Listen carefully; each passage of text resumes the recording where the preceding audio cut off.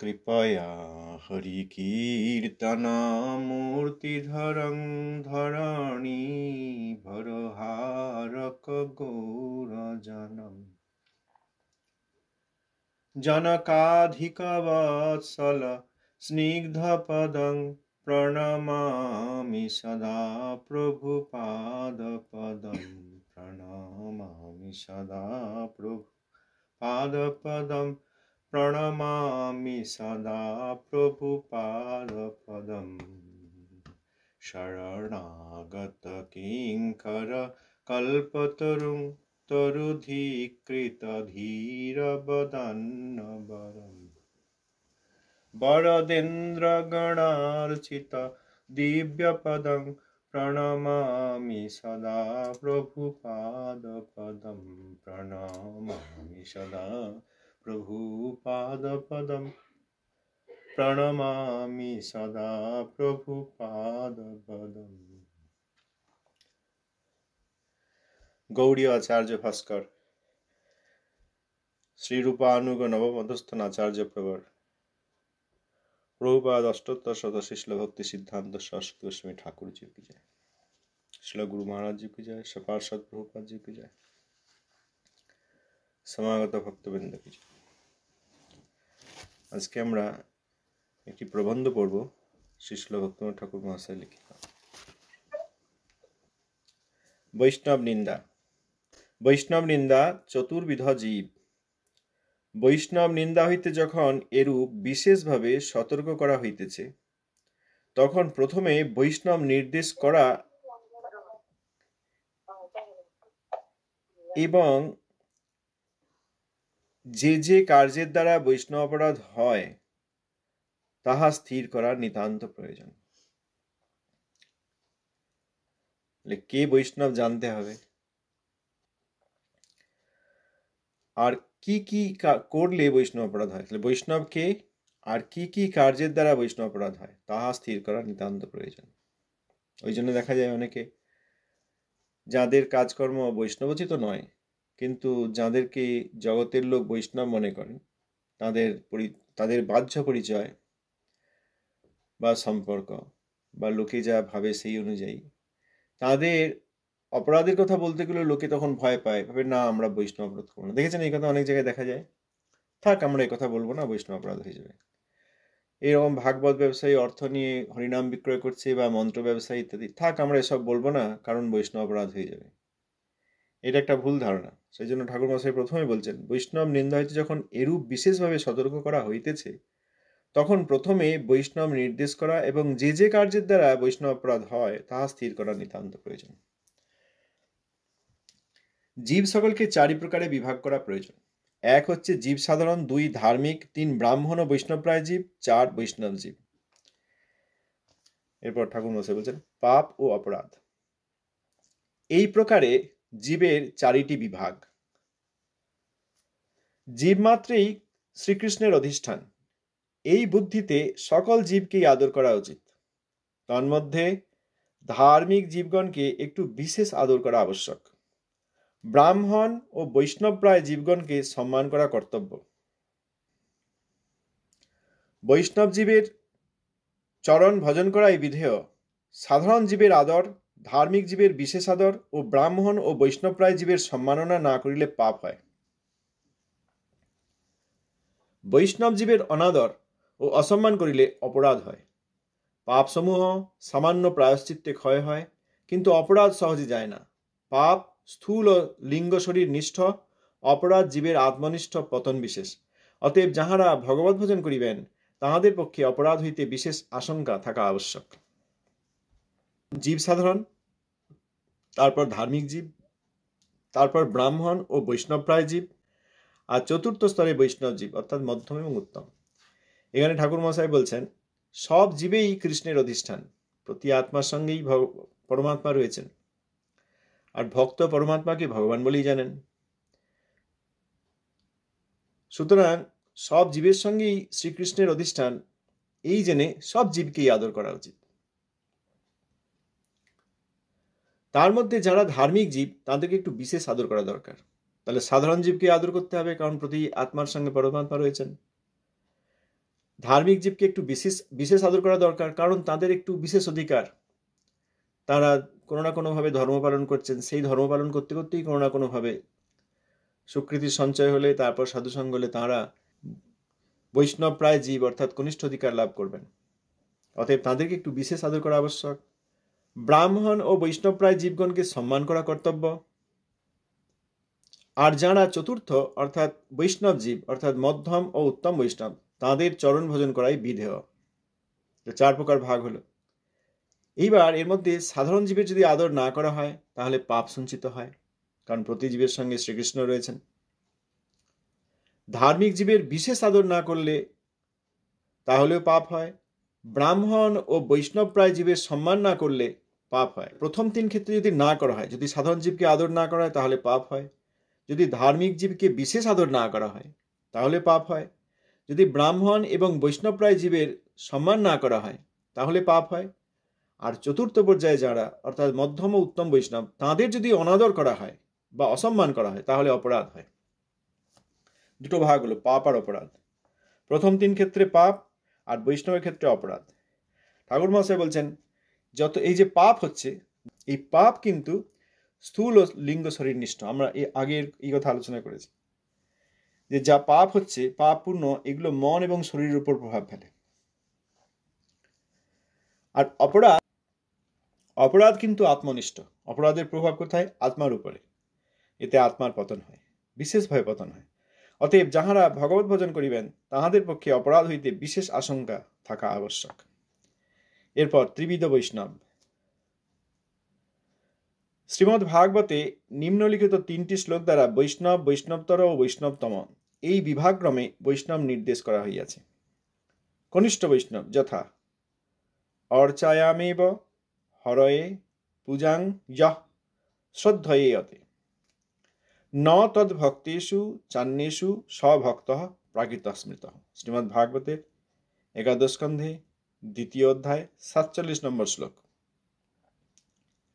যিনি লোক পরম্পরা প্রাপ্ত শ্রদ্ধা সহকারে শ্রীমূর্তিতে হরিপূজা করেন কিন্তু হরিভক্তের পূজা করেন না, তিনি কনিষ্ঠ বৈষ্ণব অর্থাৎ ভক্তিতত্ত্বে প্রবেশ মাত্র করিয়াছেন।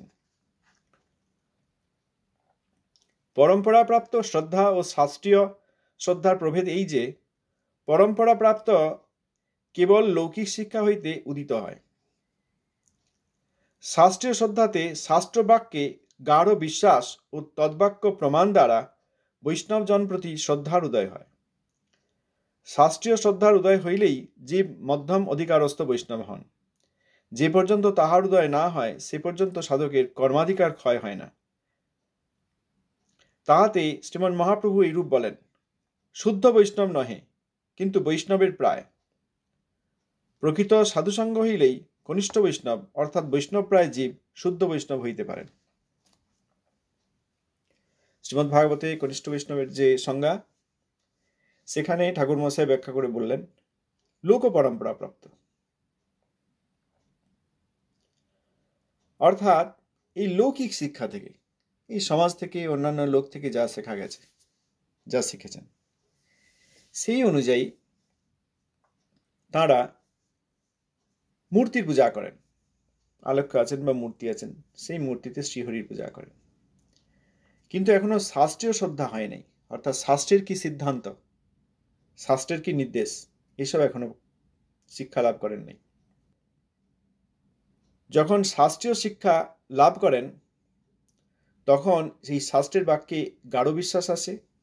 শাস্ত্রীয় শ্রদ্ধাতে শাস্ত্রবাক্যে গাঢ় বিশ্বাস এবং তার তদ্বাক্য প্রমাণ দ্বারা বৈষ্ণবজন প্রতি শ্রদ্ধার উদয় হয়।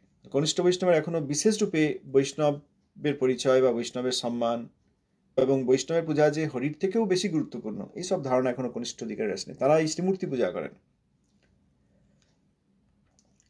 শাস্ত্রীয় শ্রদ্ধার উদয় হলে মধ্যম অধিকার প্রাপ্ত হন। শাস্ত্রীয় শ্রদ্ধা এবং শাস্ত্রীয় শিক্ষায় যখন শাস্ত্রীয় শ্রদ্ধার উদয় হয় তখন মধ্যম অধিকার। যতক্ষণ এই শাস্ত্র শ্রবণ এবং শাস্ত্রের প্রতি শ্রদ্ধার উদয় না হয় ততক্ষণ কর্মাধিকার ক্ষয় হয় না। শ্রীমন মহাপ্রভু বলছেন শুদ্ধ বৈষ্ণব নহে কিন্তু বৈষ্ণবের প্রায়, কনিষ্ঠ বৈষ্ণবের সংজ্ঞায়। কনিষ্ঠ বৈষ্ণব যদি প্রকৃত সাধুর সঙ্গ করেন, অর্থাৎ মধ্যম অধিকারী বা উত্তম অধিকারীর সঙ্গ করেন, তখনই তিনি শুদ্ধ ভক্ত হন। এর আর কোনো উপায় নেই। কনিষ্ঠ বৈষ্ণব যদি শুদ্ধ বৈষ্ণবের সঙ্গ করেন, অর্থাৎ এই শুদ্ধ বৈষ্ণবের কাছ থেকে শাস্ত্রাদির বিচার শ্রবণ করেন, তখন কনিষ্ঠ বৈষ্ণব শুদ্ধ বৈষ্ণব হতে পারেন, অর্থাৎ তিনিও মধ্যম বৈষ্ণবে উন্নীত হন। কনিষ্ঠ বৈষ্ণবের কথা হলো এখন মধ্যম বৈষ্ণব, যথা ঈশ্বরে তদধীনেষু বালিশেষু দিশৎসু চ প্রেম মৈত্রী কৃপোপেক্ষা যহ করতি সা মধ্যম। শ্রীমদ্ভাগবত একাদশ স্কন্ধে 2 অধ্যায় 46 নম্বর শ্লোক। যিনি ঈশ্বরে প্রেম, বৈষ্ণবে মৈত্রী, বালিশ অর্থাৎ ভক্তি তত্ত্ব অনভিজ্ঞ বৈষ্ণব প্রায় জীবে কৃপা এবং ভগবত বিদ্বেষী ও বৈষ্ণব বিদ্বেষী জনের প্রতি উপেক্ষা অর্থাৎ অবস্থানক্রমে ঔদাসীন্য, সহিষ্ণুতা বা পরিত্যাগ করেন, তিনি মধ্যম বৈষ্ণব। বিদ্বেষীগণ বালিশ এরূপ বুদ্ধিতে তাহাদিওকে বৈষ্ণব সেবায় অধিকার,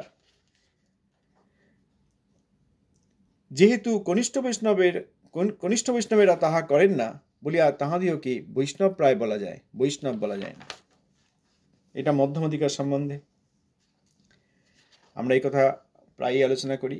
কৃষ্ণে প্রেম, কৃষ্ণ ভক্তে মৈত্রী আচরণ, বালিশেতে কৃপা আর দ্বেষী উপেক্ষণ, এই হচ্ছে মধ্যম বৈষ্ণবের ব্যবহার এবং আচার।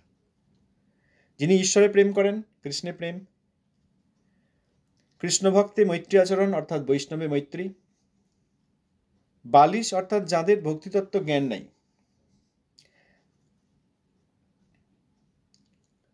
বৈষ্ণব প্রায় জীবে কৃপা এবং ভগবত বিদ্বেষী বা বৈষ্ণব বিদ্বেষী জনের প্রতি উপেক্ষা অর্থাৎ অবস্থানক্রমে ঔদাসীন্য, সহিষ্ণুতা বা পরিত্যাগ করেন। এইখানে অন্যান্য ক্ষেত্রে ঠাকুর মহাশয়ের শিক্ষা থেকে আমাদের যা স্মরণে আছে, এই যে বলছেন অবস্থানক্রমে, অর্থাৎ কিরকম বৈষ্ণব বিদ্বেষী বা ভগবত বিদ্বেষী, এই বিদ্বেষের তীব্রতা কতটা, সেই অনুযায়ী তিনি 3টি ব্যবহার করেন। তিনি উদাসীন হতে পারেন, তিনি সেই সব বিদ্বেষ থেকে তিনি সহিষ্ণুতা গুণ দ্বারা সেগুলোকে উপেক্ষা করতে পারেন বা সম্পূর্ণরূপে পরিত্যাগ করতে পারেন।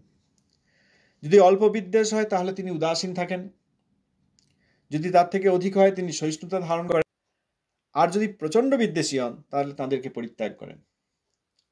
অতএব এরপর বলছেন বিদ্বেষীগণ বালিশ এরূপ বুদ্ধিতে তাহাদিওকে বৈষ্ণব সেবায় অধিকার, যেহেতু কনিষ্ঠ বৈষ্ণবেরা তাহা করেন না বলিয়া তাহাদিওকে বৈষ্ণব প্রায় বলা যায়, বৈষ্ণব বলা যায় না। বিদ্বেষীরা বালিশ, এই ধারণা যাদের, এটা অপরাধজনক। বিদ্বেষী আর বালিশের মধ্যে পার্থক্য আছে। বালিশ হচ্ছেন ভক্তিতত্ত্বে অনভিজ্ঞ, তারা জানেন না, তাদের কোনো বিচার নেই, এসবের কোনো ধারণা নেই, তারা বালিশ। আর বিদ্বেষী যারা বিদ্বেষ করেন, কোনো মহাবৈষ্ণব আছেন তাদের নামে অপরাধজনক কথা বলেন, অপরাধজনক ধারণা, এনারা বিদ্বেষী, এনারা বালিশও নন। বিদ্বেষীগণ বালিশ এরূপ বুদ্ধিতে তাহাদিওকে বৈষ্ণব সেবায় অধিকার। অতএব বৈষ্ণব অর্থাৎ মধ্যম বৈষ্ণবের ব্যবহার এবং আচার এরকম হবে। তারা চিনতে পারবেন কে কেমন বৈষ্ণব এবং চিনতে পারবেন কে বালিশ, তারা বুঝতে পারবেন কে বিদ্বেষী। এই ভেদ অনুসারে তারা ব্যবহার করবেন। বিদ্বেষীকে বালিশ মনে করা হয় তাহলে তিনি মধ্যম বৈষ্ণব নন, কারণ বালিশ বিদ্বেষীর প্রতি তো উপেক্ষা, ঔদাসীন্য, সহিষ্ণুতা বা তাদের সঙ্গ সম্পূর্ণরূপে পরিত্যাগ, এটা মধ্যম অধিকারী করবেন, কনিষ্ঠ অধিকারী সেটা বোঝেন না, সেই জন্য তিনি বৈষ্ণব নন, বৈষ্ণব প্রায়। উত্তম বৈষ্ণব যথা সর্বভূতেষু যঃ পশ্যেৎ ভগবদ ভাবমাত্মনঃ ভূতানি ভগবত্তাত্মনেশ ভাগবত উত্তমঃ। শ্রীমদ্ ভাগবত একাদশ স্কন্ধ 2 অধ্যায় 45 নম্বর শ্লোক। যিনি সর্বভূতে আত্মাভীষ্ট ভগবদ আবির্ভাব দৃষ্টি করেন এবং সেই সমস্ত ভূতকে স্বীয় চিত্তে স্ফূর্তিপ্রাপ্ত ভগবত তত্ত্বে অনুভব করেন, অর্থাৎ পদাশ্রিত বোধে জগৎকে বৈষ্ণব বলিয়া দেখেন, তিনি উত্তম বৈষ্ণব। এরূপ বৈষ্ণবের বৈষ্ণব অবৈষ্ণব রূপ ভেদ দৃষ্টি নেই। এটা উত্তম বৈষ্ণব। সর্বভূতে আত্মাভীষ্ট ভগবত আবির্ভাব দৃষ্টি করেন। সর্বত্রই ভগবান, সর্বত্রই প্রেমময়।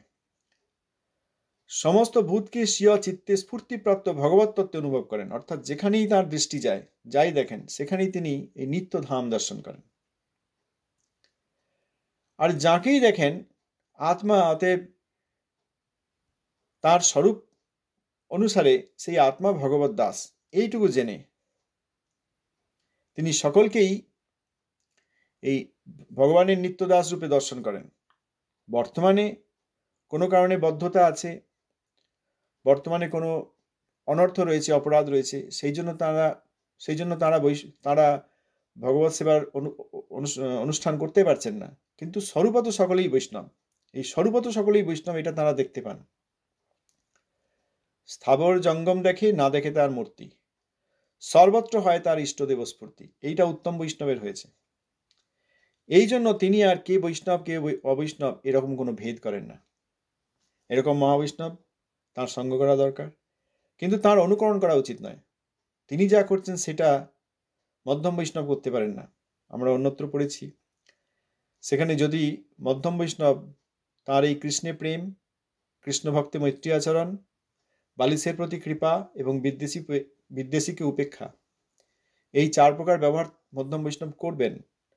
যদি না করে তিনি উত্তম বৈষ্ণব কীরকম সেই রকম আমিও আচরণ করব, অধিকারের পূর্বেই যদি কৃত্রিমভাবে উত্তম বৈষ্ণবের ব্যবহার করতে যান, তাহলে তিনি উত্তম বৈষ্ণবত্বের পদে অপরাধ করে তিনি মধ্যম অধিকার থেকে চ্যুত হন। অতএব যার যা ব্যবহার তাকে সেটা করতে। অনেক সময় দেখা যায় এরকম, অনেকে বলে, না না আমি কারোর কথা বলবো না, আমি কোনো অপরাধ করবো না, আমার সব প্রয়োজন নেই। অপরাধ করার কথা হচ্ছে না এখানে। কে কেমন বৈষ্ণব এবং কে অবৈষ্ণব বা বালিশ এবং কে বিদ্বেষী, সেই পরিচয় জেনে ব্যবহার করতে ঠাকুর মহাশয় বলেছেন। এই ব্যবহার যদি আমরা না করি, তাহলে মধ্যম বৈষ্ণবের আচরণ আমরা এখনো শিক্ষা লাভ করলাম না। আমরা উত্তম বৈষ্ণবকে দেখে তার মতো অনুকরণ করতে চেষ্টা করলাম। তিনি যে ভজন পর্যায়ে আছেন, তার যে স্বাভাবিক দর্শন, সর্বভূতকে তিনি ভগবানের ধামের কোনো না কোনো অংশ বলে দেখছেন। বৃক্ষ দেখলে সেই বৃন্দাবনের বৃক্ষ দেখছেন, পশু পক্ষী লতা আদি দেখলে সেই বৃন্দাবন তার স্মরণ হচ্ছে। যে কোনো আত্মাকে দেখলে তার স্বরূপত যে তিনি যে নিত্যদাস, সেইভাবে দেখে তাকেও চিৎকন জীব বৈষ্ণব বলে তিনি দর্শন করছেন। এই দর্শন ভজন সাপেক্ষ। ভজনে উন্নীত হয়ে যখন উত্তম বৈষ্ণবের পদ লাভ করেন, তখন উত্তম বৈষ্ণব এরকম ব্যবহার করেন। জগতের লোকের কাছে সামঞ্জস্য দেখিয়ে চলবো এবং সমতা নিয়ে আসবো, এবং আমার এই ব্যবহার দেখে অনেকে আমার প্রশংসা করবে, কারণ আমি কোনো রকম এই কে বালিশ কে বিদ্বেষীকে উপেক্ষা করার আমার প্রয়োজন নাই। বালিশের জন্য ভগবানের কাছে প্রার্থনা করার প্রয়োজন নাই, আমার কাছে সব সমান। বিশেষ করে বিদ্বেষী, তাদেরকেও বৈষ্ণব বলে সম্মান, তাদের মধ্যে ভেদ দৃষ্টি না দেখা। বৈষ্ণবের মধ্যে 3 প্রকার বৈষ্ণব, কনিষ্ঠ, মধ্যম, উত্তম।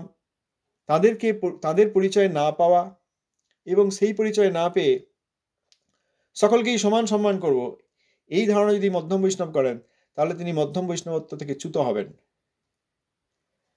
অতএব উত্তম বৈষ্ণবের অনুকরণ, উত্তম বৈষ্ণবের সংখ্যা জগতে বিরল থেকে বিরলতম, খুব কম। যদি সৌভাগ্যবশে উত্তম বৈষ্ণবের দর্শন পাওয়া যায়, তার প্রতি বিশেষ সেবা আমাদের করা দরকার। কিন্তু তার ব্যবহারকে বাহ্যত দেখে বুঝে নিয়ে সেই রকম অনুকরণ করতে গেলে আমাদের অপরাধ, তাঁরই চরণে অপরাধ হয়ে যাবে, এবং যারা মধ্যম বৈষ্ণব তারা সেই মধ্যম বৈষ্ণব থেকে চ্যুত হয়ে যাবেন।